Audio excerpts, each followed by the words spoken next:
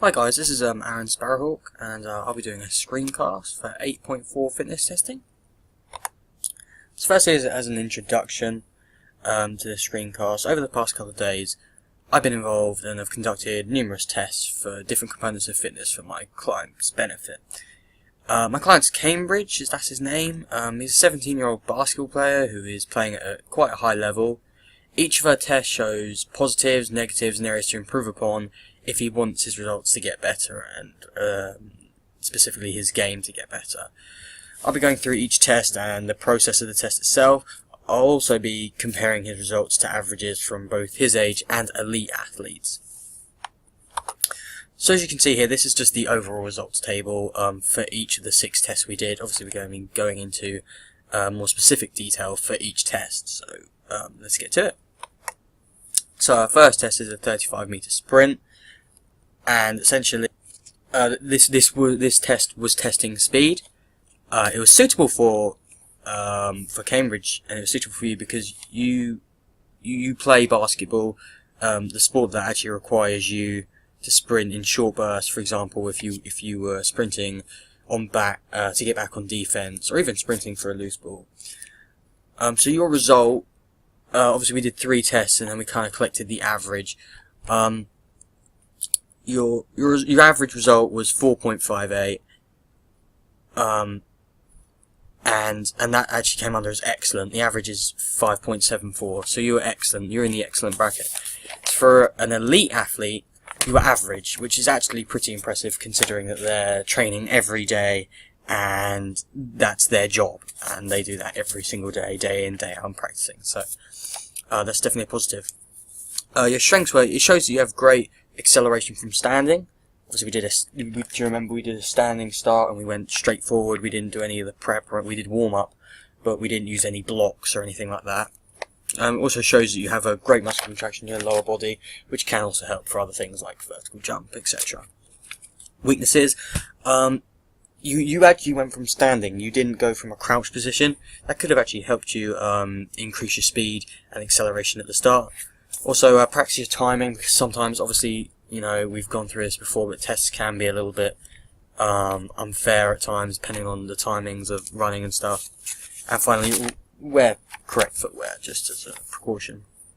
So, for areas to improve upon for you, I'm setting you the target for you to be above average in elite, which is 4.35 for above average for elite. That's my target for you. I think it's smart because we said before it's specific for you.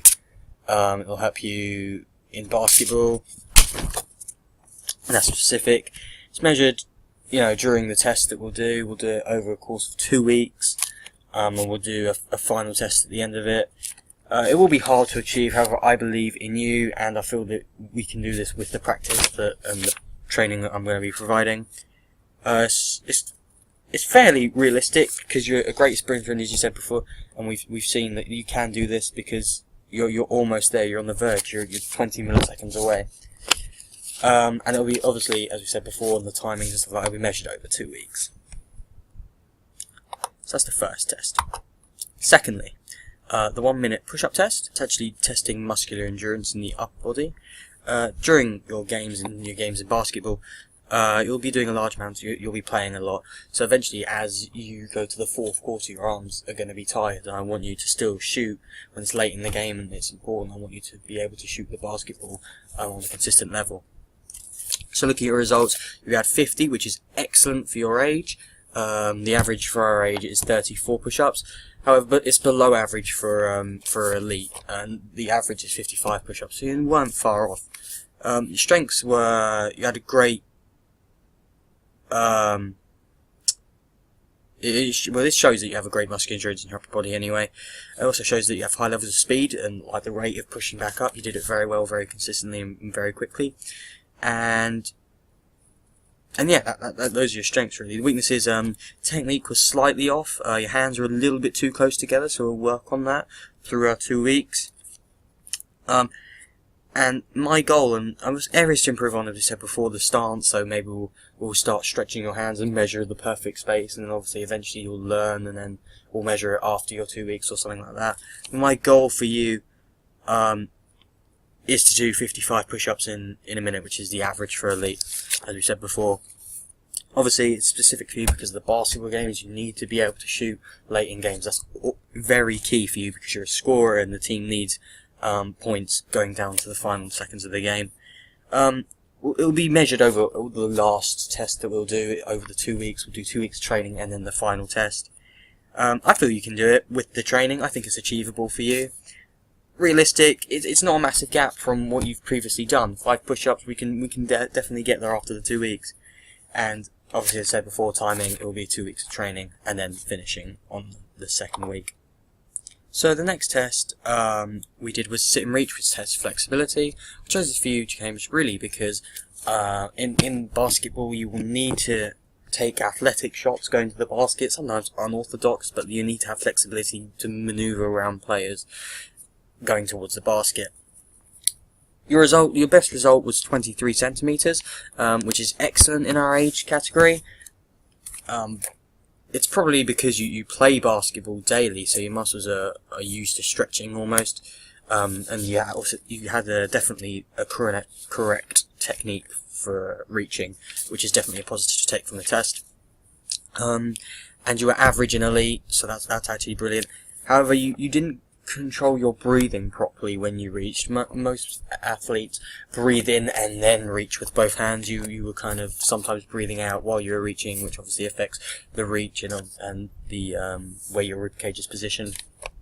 So I'm setting a smart target. I would like you to increase your flexibility to 25 centimeters.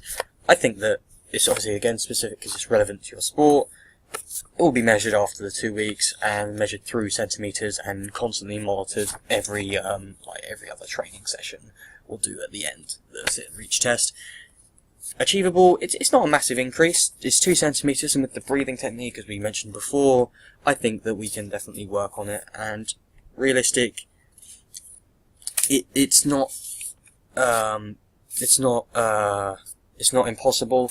Many people can do it. It's just slight changes that we have to change for you to be able to get that. However, I think you can reach it. As I said before, the time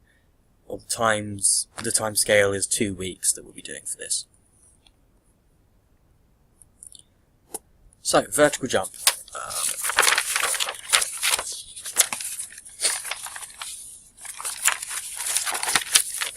It's suitable for you. Firstly, it monitors power, but it's suitable for you and your sport. In basketball, you have to have a large vertical jump to collect rebounds, to get enough height to shoot, enough height to drive to the basket and score, or lay up, or dunk, or whatever.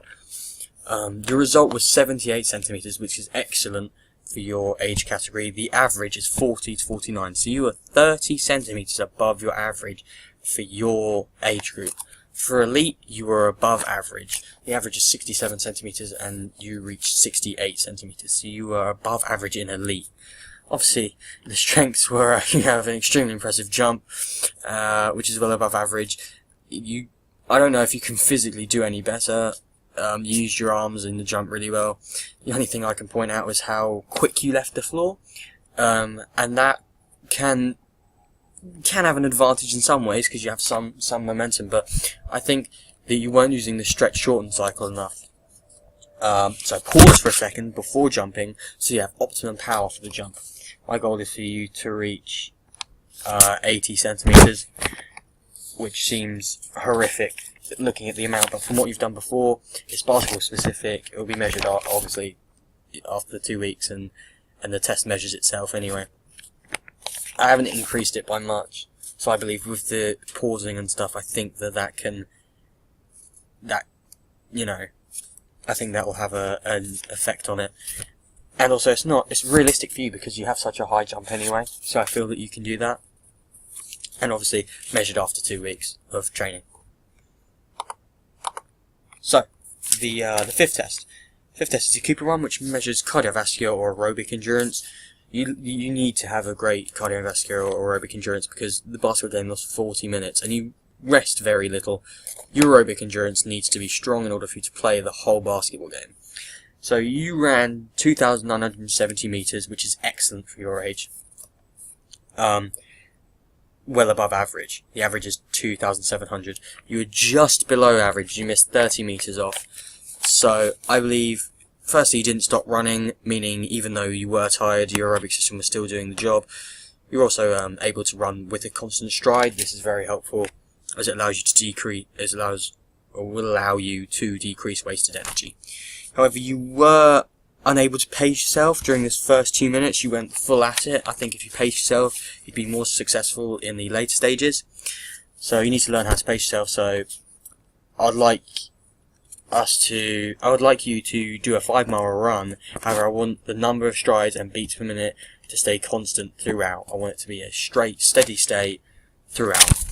Specific for basketball, to ensure that you can last the whole game and for your aerobic system to improve.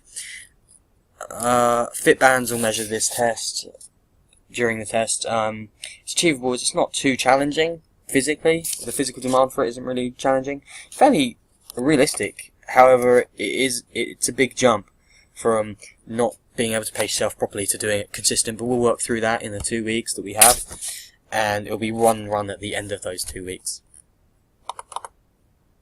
So, final test is the 1-minute push-up test. That's to... 1-minute sit-up test, which is for muscular endurance at the core of our body. And essentially, that measures muscular endurance. Sit-ups work the core of your body. During the basketball games, you'll need to hold off attackers and sliding your feet, and you'll have to take bumps and charges and such. So your core needs to be strong and has to have full endurance throughout. Your result was 52, which was good. It was well above our average, but it was below average for elite. It was a good score. You were consistent and kept a good pace throughout. You also kept both feet flat around, which isn't cheating, ensuring maximum results. You held the back of your head during the result. This could cause injury. I want you to get the average for the elite athlete, which you missed off by 3. I think you can easily do it. It's specific for your sport, as we talked about again, for core and holding off defenders, attackers. Sorry, it's easily measurable, as it's just one test and you calculate it, just counting and timing. Very achievable because you've been very close in the original test. It's realistic because the number isn't actually set too high. And obviously, as said before, we're doing this over 2 weeks. So the first week, during Monday, is a bit different. Gym session, lower body, that will help with the power.